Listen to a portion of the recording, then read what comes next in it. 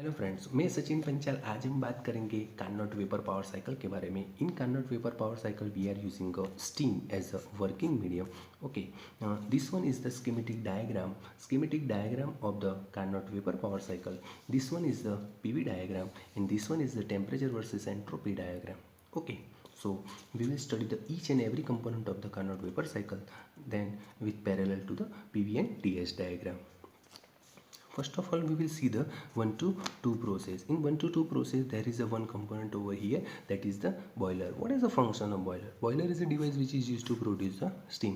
एक बात याद रखना फ्रेंड्स कि बॉयलर हमेशा ड्राई सैचुरेटेड स्टीम प्रोड्यूस करता है, कभी वो सुपर हीटेड स्टीम प्रोड्यूस नहीं करता है. सुपर हीटेड स्टीम प्रोड्यूस करने के लिए हमको वन सुपर हीटर अटैच करना पड़ता है. ओके, और जब भी आप बॉयलर के साथ वन सुपर हीटर अटैच करते हो तो वो बॉयलर नहीं रहता, वो क्या हो जाता है, स्टीम जनरेटर हो जाता है. So we can say that steam generator is equal to boiler plus super heater. एक बात याद रखना, इंटरव्यू में भी आपको भी पूछ सकता है कि what is the difference between boiler and steam generator, क्योंकि बॉयलर का काम स्टीम प्रोड्यूस करना है और स्टीम जनरेटर का काम सुपर हीटेड स्टीम प्रोड्यूस करना है. एक बात याद रखना. Okay, in 1 to 2 process on PV diagram we will shown it by horizontal line. This one is the isothermal expansion.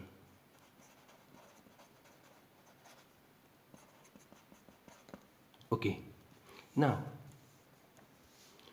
and on TS diagram, isothermal process means temperature remain constant. So on TS diagram, temperature versus entropy, I will show it as a horizontal line, because on vertical line it will there is a temperature, so it will remain the constant, and by showing the horizontal line, T1 is equal to T2. Okay, then we will study the 2 to 3 process. In 2 to 3 process, there is a one component over here is turbine. What is the function of turbine? Whatever the amount of heat is produced in the boiler is impact on the turbine will get rotated, and the same shaft of the turbine will connect it to the generator, and by using the generator we can produce the electricity over here. Okay, so it will give the work done. That I will denote it by the WT. Okay, then in turbine the process take place is isentropic expansion.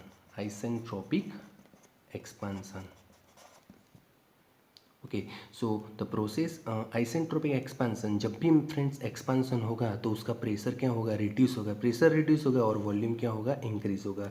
So I have drawn this line as like this, because expansion में हमेशा क्या होता है, pressure reduce होता है और volume increase होता है. And this process is the isentropic. That's why I have shown in TS diagram 2 to 3 as a vertical, because in an isentropic process the entropy remain the constant. On x-axis I have taken as a entropy, so the line will become, the vertical line will come. Okay, so this process is 2 to 3 is isentropic process, so S2 बराबर S3. Now third component is 3 to 4 process. Third component is it as a condenser. What is function of condenser? Condenser, whatever the amount of heat coming out from the turbine, it condense into the condenser. Condense means उसको जो steam है, wait steam है, what ever wait steam है, dry steam है, उसको कहाँ किस में कन्वर्ट करता है, लिक्विड में कन्वर्ट करता है. तो जो भी कंडेंसर का काम क्या है, to condense the liquid. Okay, तो मीन्स इधर क्या होगा कि स्टीम का किस में कन्वर्जन हो जाएगा, लिक्विड में कन्वर्जन. और जब भी फेज चेंज होता है तो मेरी स्टीम फॉर्मेशन डायग्राम की वीडियो याद कीजिए, और एक बार नहीं देखी हो तो उसको भी जरूर देख लेना, क्योंकि जब भी फेज चेंज होता है तो दो पैरामीटर कांस्टेंट रहते हैं, pressure is equal to constant and temperature remain the constant.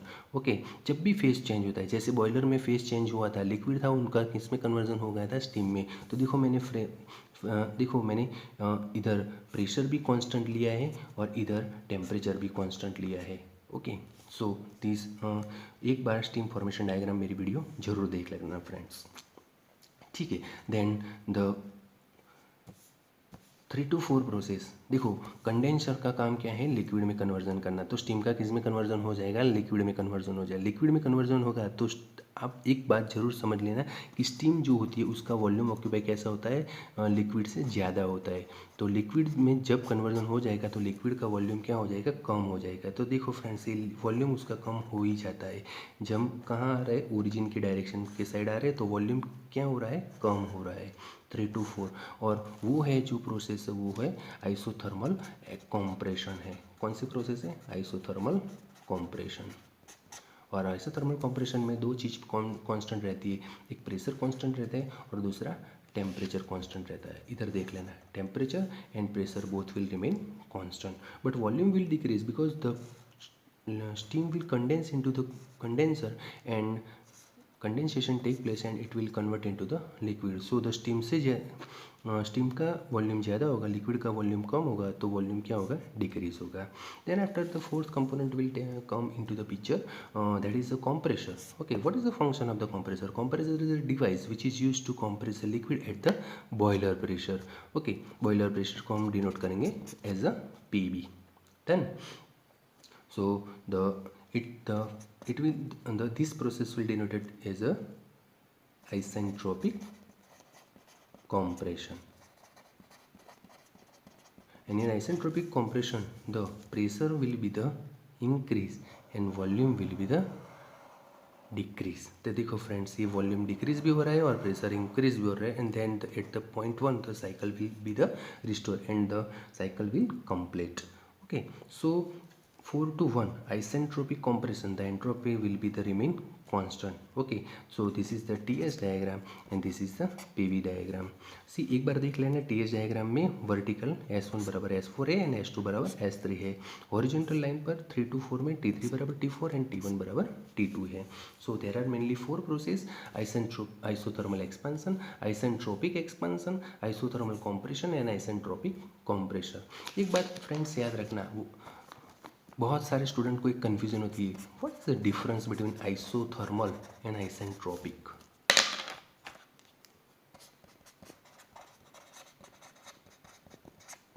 देखो friends, PV upon T is equal to constant में जब भी आइसोथर्मल मीन्स आइसोथर्मल में टेम्परेचर क्या होता है, कांस्टेंट होता है।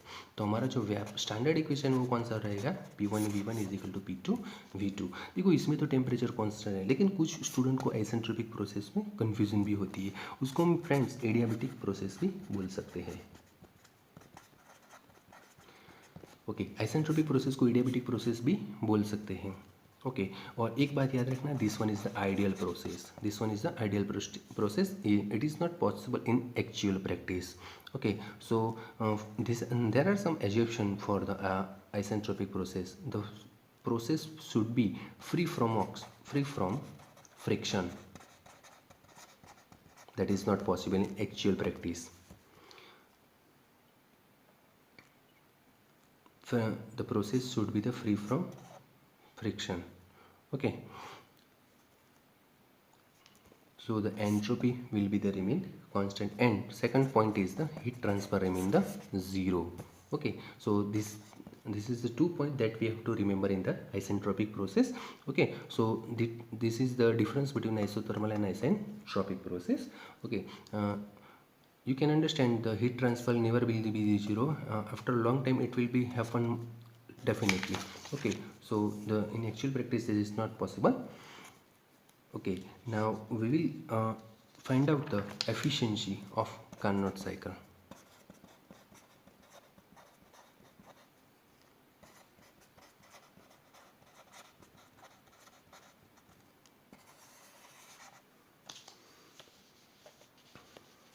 See, what is the efficiency? Efficiency is equal to work done upon heat supply. See friends, work done means work done WT minus WC upon heat supply. So what is the value of WT? देखो, work done of turbine, turbine में क्या रहेगा, work done मिलेगा।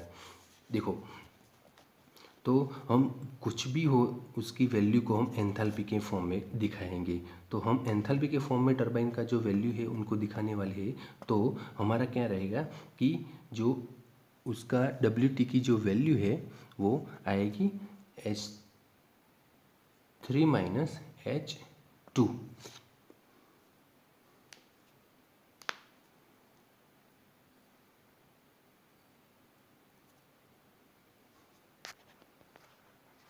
Okay, इधर work done के लिए हम लेंगे heat supply minus heat reject upon heat supply.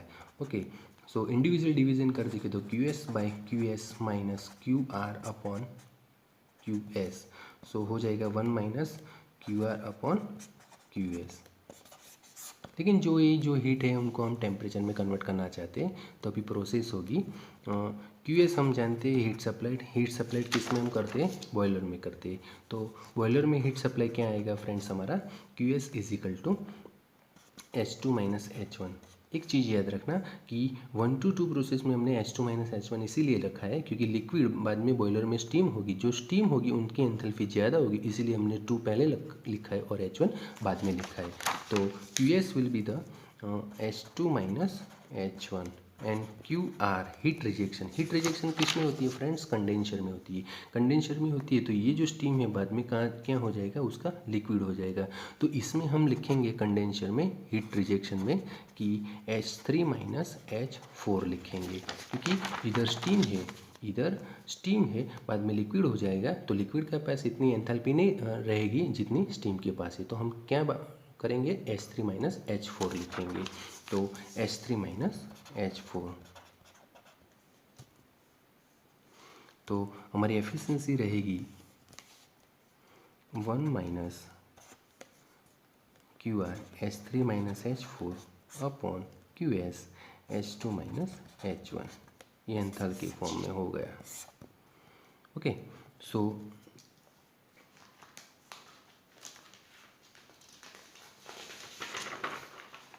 therefore we can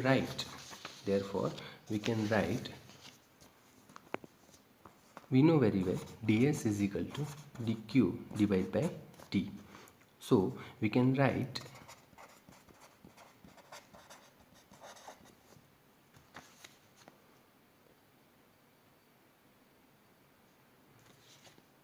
qs is equal to